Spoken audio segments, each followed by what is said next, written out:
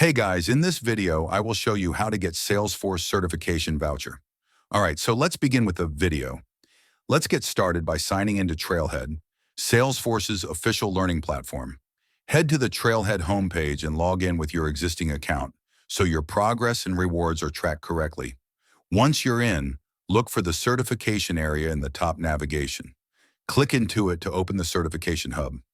Next, choose Browse All Certifications. You'll see the catalog of credentials across roles like administrator, developer, architect, consultant, and more. Here's the key point for getting a voucher. You need to complete a qualifying Trailhead quest. Quests are time-bound challenges that reward you for learning and completing specific activities. Some quests offer exam vouchers or discounts as prizes. To find them, go to Trailhead Academy and look for the quest section. This is the official place where Salesforce runs campaigns and promotions tied to learning goals. Now explore quests on Trailhead to find one that offers a certification voucher.